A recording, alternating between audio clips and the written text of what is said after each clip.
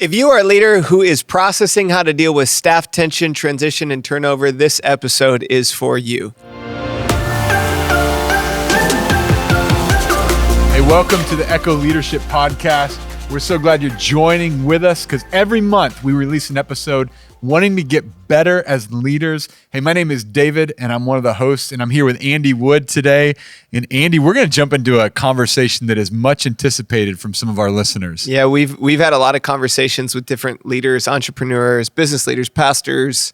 These last 12 months have involved a lot of tension in organizations, transition, people moving spots, and how do you get people in the right seats? And some people aren't supposed to stay. What's been crazy is a lot of leaders, I think, have gotten in situations where the organization they're leading is not the one they signed up to lead because of COVID. And they're wrestling through, even with their teams, this is not what I signed up for. How do I deal with all this? The tension, the transition, and the turnover. Yeah, so today we're really going to jump into this topic of how do we address staff tension, transitions, changes. I think if you are a business owner, if you are an employer, any organization, employees and managing staff is one of your greatest blessings and burdens. Yes. It comes with both. And both of us grew up with entrepreneurial dads. We did. And you probably heard the same conversations in your home as I did. Most of it dealt with employees. Yes. And this is a real felt need for everybody at every level, and especially these past 12 months. Yeah, and there's some things that you can do that really help with this. There's some things that you can do that really make this a lot more painful than it needs to be. And so we're going to break it down. We're going to walk through the three categories: tension, transition, and turnover. I would like to say on the front end, though, we do have something coming up this month. Absolutely. In just a couple weeks, on May 20th, we have the Echo Leadership Conference. This is a greater initiative of what we are calling the Echo Leadership Collective that's right here in the San Francisco Bay Area. So we're based out in San Jose in the Silicon Valley, and this is a gathering. So if you lead, you're an entrepreneur, you manage people, this is for you. The Echo Leadership Conference happening May 20th. You can find out information and get tickets at echoleadership.org. That's echoleadership.org. And we would love, as a part of the Echo Leadership Podcast family, to give you a discount code, and you can use ELP15. That's ELP15. When you go to checkout, take $15 off your ticket. Hope you are going to plan to come join us. It's awesome, David. And I think one of the most important parts of this is we're all trying to get better. Absolutely. We would love to be in a room with you. So many of you have been listening. We would love to hang out and just pour into you during this day. It's going to be a great experience that you do not want to miss. Yes. So Andy, let's jump into the first one. This is around tension. Yes. And you have tension if you have employees. Exactly. And if you have employees, you have tension. Yeah. There are a couple different questions that we want to wrestle through. So each of these categories we're going to talk about, we're going to give some questions that we can wrestle through. The first one is, where is the tension coming from? When you notice the tension, there is tension in relationships, there's tension in meetings. But most importantly, I want to kind of think through specific instances where you're working with somebody and you're like, okay, there's tension here. Mm-hmm. There are four major buckets or categories that tension often will come into. Number one is a character tension. The second one is culture tension. The third could be a chemistry tension. And then the fourth would be a competency tension. So I want to know, when I'm wrestling through with a staff member, which of those four areas, and sometimes it's multiple at once that you're dealing with. And I would probably venture to say, this is from Henry Cloud, that pretty much always when you're dealing with some form of competence, there's a connection with character involved with that as well, because we're leading from who we are. But we want to identify which of those four the conversation is about when we have conversations. Yeah, and we call these the 4 C's. So we use these 4 areas in our hiring process, but also, like you said, in diagnosing tension with a current employee. It helps you know how to address it. Yeah, and even, like character, just a couple of random thoughts on these. Character, everything's not all good, not all bad, right? So sometimes, when you see something in somebody, maybe there's an unhealthy part of who they are. Maybe there's something that they're wrestling with. Maybe there's a part of them that is in process. And same is true for us. We want to be careful not to label everything's all good, all bad. And then on culture, One of the important parts of this is people have differing philosophies of how things should be done in an organization. And when that happens, sometimes it's clear on the front end. You want to vet as much of that as possible before you bring somebody on staff. What I would say happened in COVID, though, is that fast-forwarded a lot of philosophy shifts and different perspectives that people were bringing. So you started to see in COVID a lot more cultural, philosophical tension than you've ever had as a leader. And I would say that those tensions, some of them resolve over time. You know, we've had some really good debates on how we walk through the virus and decisions we make, and it's pulled us together into the middle on some decisions that would have gone one way or the other. But there's also going to be some relationships on the back end of this year. Like, man, we don't have the same vision moving forward. Yeah, so you can process through those. Maybe if you're sitting here right now and you are a leader or an employer, you may want to think, especially if you're by yourself right now, maybe write down a couple names and start writing down one of these 4 C's. And by the way, you can get the show notes for this one, or episode notes, at echo.church/leadership podcast. That's echo.church/leadership podcast. You can go right there, download the notes so you can see these 4 C's. You can start to write down which area do I need to address with this employee so you can know how to go forward. So Andy, there's some tips for navigating the conversations. When you have these conversations, I would say a couple things. First of all, you want to use discretion and discernment in the conversation.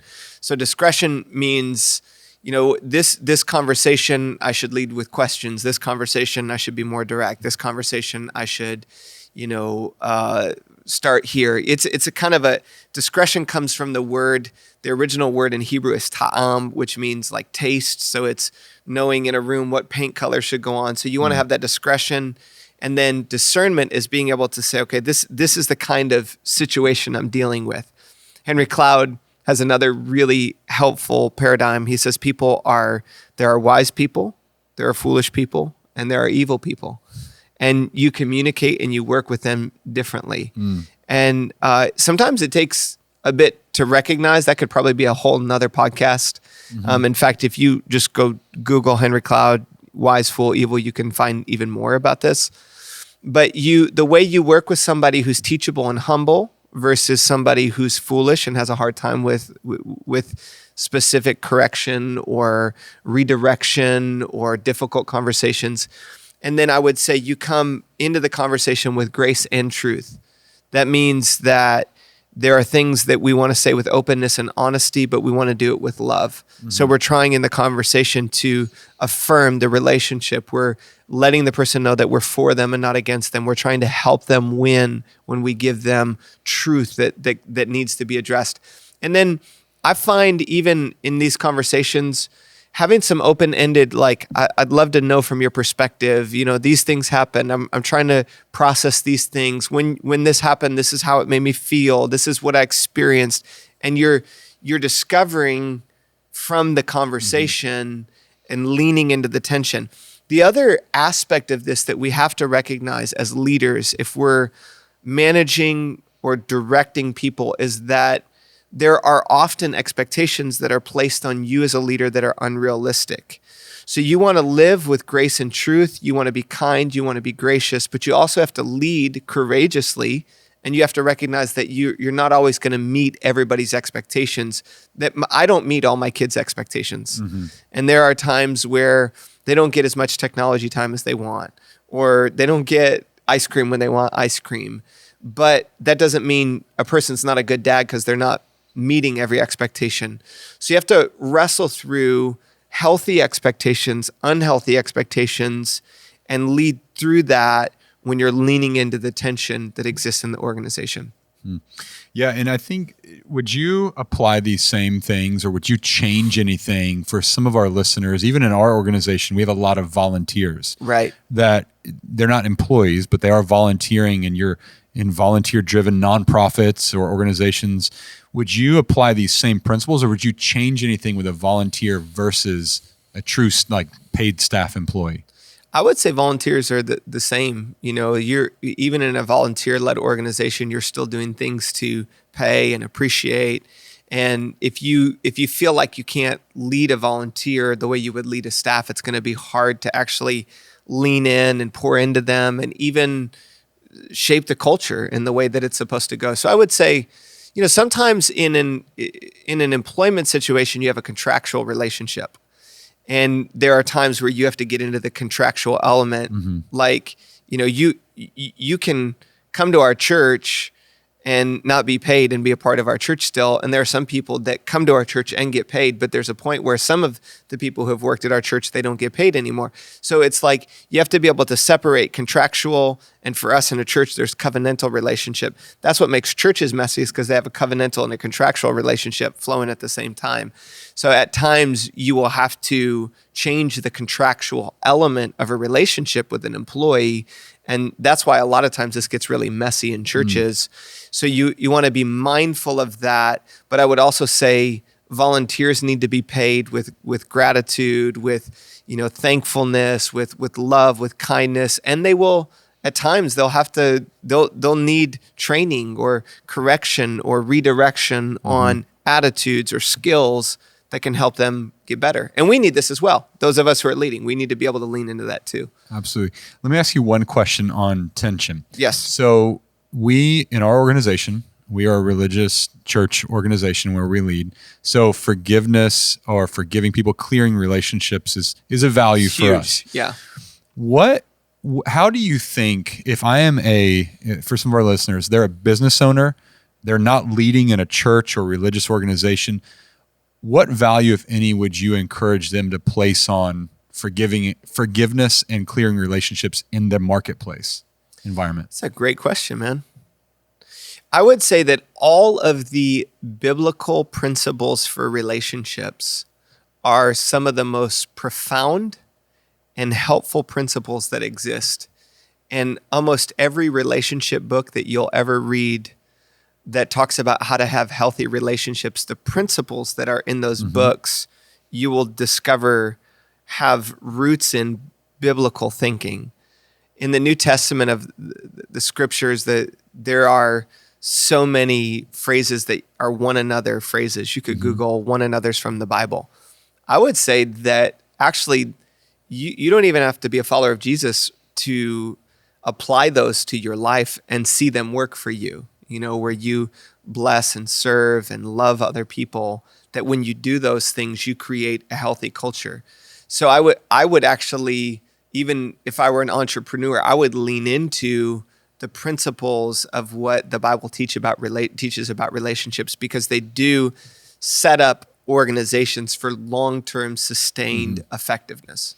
That's really good, because I think the bottom line principle of clearing the relationships is, if I'm thinking about a team, because not all tension is bad tension. Right. Sometimes there's tension, you say something that comes across wrong, it hurts an employee's feelings, it hurts another team member's feelings, and you just need to clear it. But the habit and the practice, no matter what our environment is, of we keep short accounts, we clear things. If you say something that doesn't sit well, let's talk about it. Right. It keeps us moving together really well. And it actually, I think, addressing that tension in a healthy way can take your team further, and your team can be even stronger. And it also leads to greater longevity. Yes. Yeah. Because like in our team, how many difficult conversations have we had over the last 12, 13 years together, that culture creates a space where people feel safe to talk about difficult things.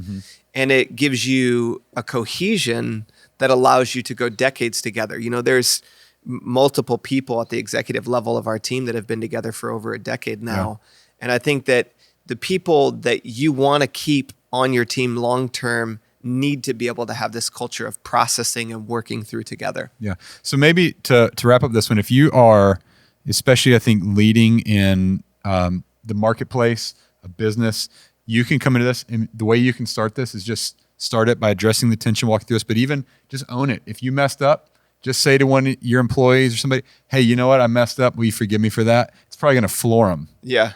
And you may not get it reciprocated all the way, but it starts. That's how culture starts to be shaped. Even if you come out of a meeting and you later recognize that you've done something wrong, there's a power in sending a text. Hey, I shouldn't have said that. I'm sorry. Please forgive me.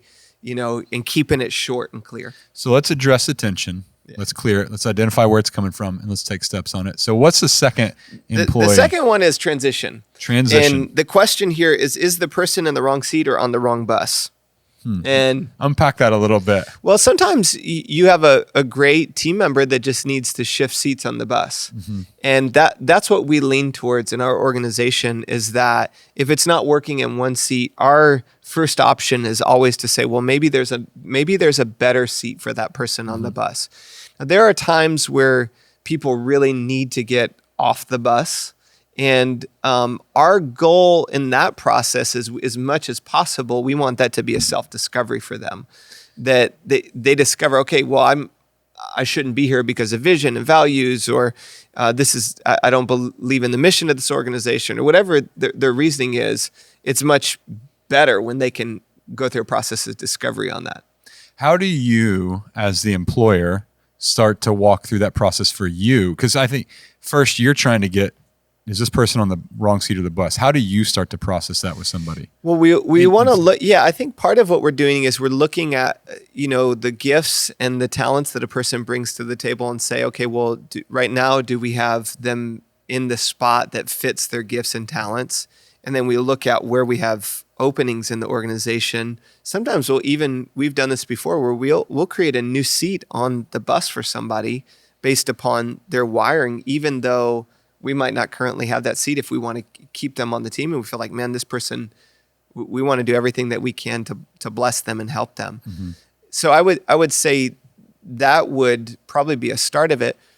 In the discerning if a person is not supposed to be on a team, I think you can ask questions like, how are you feeling about working here? What are the things that are going through your mind? What challenges are you having? Letting them kind of self-discover allows them to see, oh yeah, like most of the time, people who are not feeling like they should be in this organization are usually already looking for another job. And that's a big clue. Like, hey, if you're in the process of already searching for another job or another role in another organization, then this is probably not the best organization. Now, then the question becomes, hey, how do we graciously help you do that to position you for success for the long haul? Because last thing we want to do is harm people or set them up for failure. We want to bless people as they transition out. But we also understand that our place of employment is we want to do everything that we can to build longevity on our team. But there are also people that at times will move on to other organizations. And that's just a part of healthy leadership. That's a part of releasing people and not feeling like we have to control people for all eternity. And I know you have a test to determine when it's right for somebody to transition, or if maybe you could apply this in some ways too for an employee if they're like, should I transition? Yeah. Well, okay, I think you should think of it from both ends, as an employee and an employer. And we call it the, like, hey, if they walk in and we would if the person walked in and said, I'm done, we would cheer. So response number one, they walk in and say, I quit, you cheer. Yeah.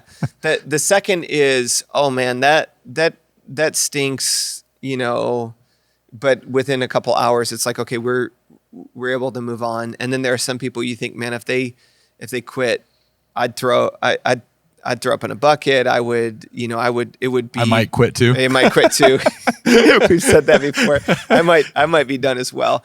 Those three categories really do help in terms of being able to process a person's, where a person. I think even if you're in an organization to wrestle through, like if your boss said, hey, I will pay you until you find a new job, but you're done, we're going to transition. What would you feel in that moment? Would you feel like, oh man, I love my job so much, or oh, that's a bummer, or yes, I'm so glad I've been looking for an exit out of here.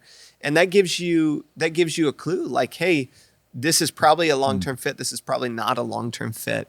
And it just releasing that in a way that we can do this in a way that is healthy for us as a church. We say we can do it in a way that honors God. This is a part of healthy organizations. Mm-hmm. Talk a little bit too in this idea of transitioning. So when you know how to process transitioning, sometimes in our organization within the church, there's a language of like, what's my calling, or I'm called to this area. or I'm an assignment. Can you talk a little bit about calling versus assignment and maybe how that would even relate to a marketplace? Yeah. Well, I think there are times in your life where you have assignments where like I'm called to be a husband, I'm called to be a father, and that is something that is core to who I am. But then there are things like, I have a passion for a local church that reaches and influences people, gives hope and help to people's lives. And then within that, there are assignments, like the Echo Leadership Podcast is an assignment within that bigger vision. Assignments are not life callings. Oftentimes they're things that you do for a season and then it changes.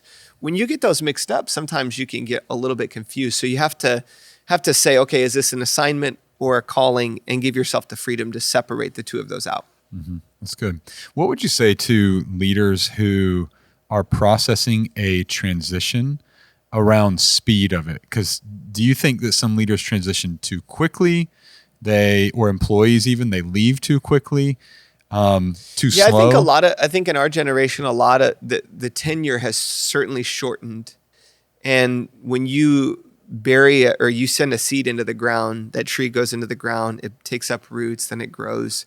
Sometimes we uproot ourselves before that root system has the potential to truly blossom. Mm-hmm. So I would encourage leaders to think long-term when you make decisions and not be the kind of person that just jumps around just because something's hard. If I'm the kind of person that every 2 years I'm moving from one assignment to the next, the tendency is you just repeat the same struggle. So you never have to work through things that need to be worked through to get better. The thing that happens, when you're somewhere for 10, 15, 20 years, you got to keep getting better and growing. And it's not that you have to stay where you are forever. It's just think more long-term than short-term would be my encouragement. That's good. So we've got tension, transitions, and we've got one more, which is turnover. And this is the question here is, what's the right way to make this change? Mm-hmm. So when you've come to the conclusion as a leader that either A, you need to leave and go onto a new assignment, or B, you need to help somebody else move on, you have to wrestle through the question, what's the right way to make this change? And as a leader, you will be remembered for how you help people leave when you are the one that is in the leadership position where they're transitioning out. When you are leaving, you will be remembered for how you left. And so you want to pay attention to that equation, knowing that is shaping your character in so many ways is defined by how you bless people when they leave or how you bless what you left. Mm-hmm. And this is of utmost importance.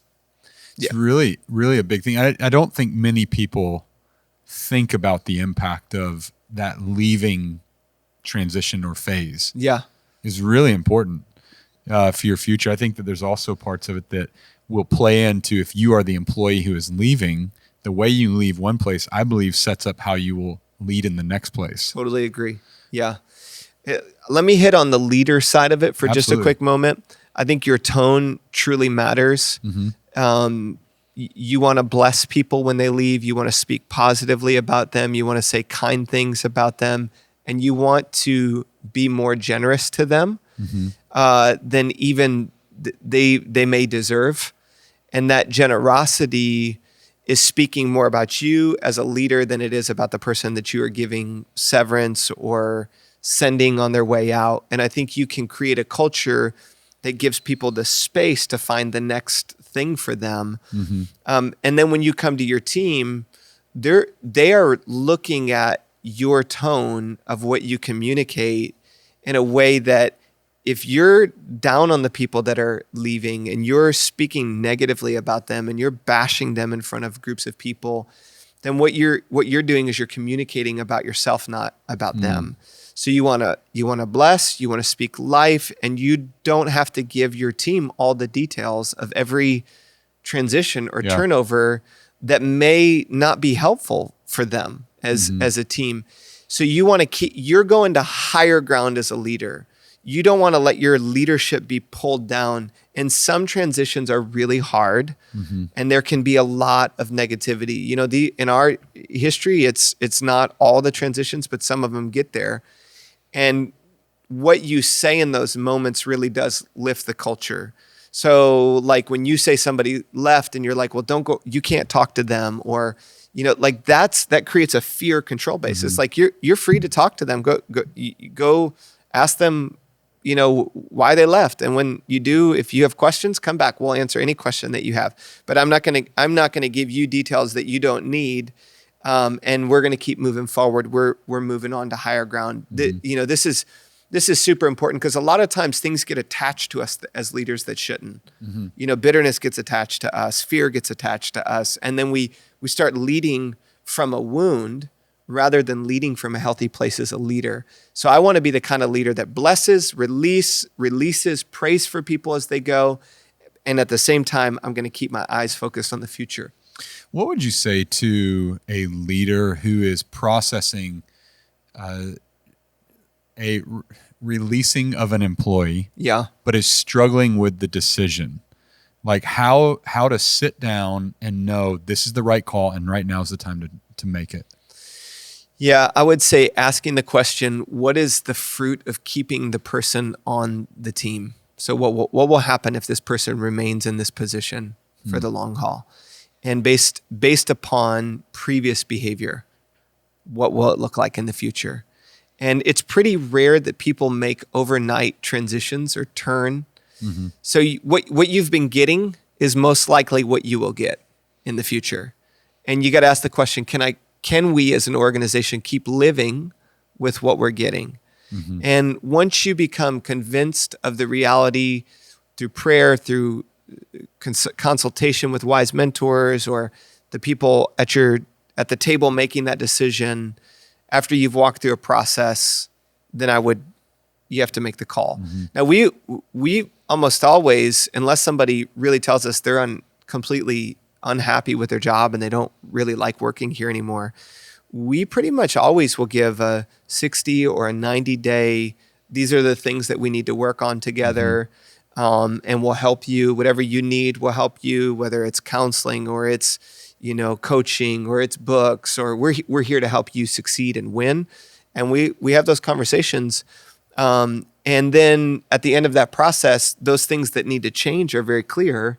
And if those things haven't changed, then at that point it's like, okay, well, we need to make a decision here, and we're going to be generous and kind to you in the process. And I've heard you say on this before too, which is similar to a couple months ago, we released a podcast called 4 Buckets of Execution. Yes. And bringing that podcast, which if you missed that one, go back and listen to that, 4 Buckets of Execution, to separate out, especially on this turnover or releasing someone, the decision from what I have to do as a result of the decision. Is that right? Yep. Yeah.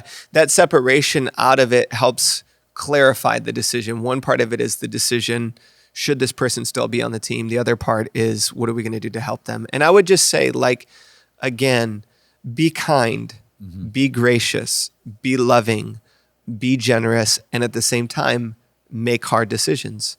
And when you hold those two things together, you cannot meet everybody's expectations as a leader.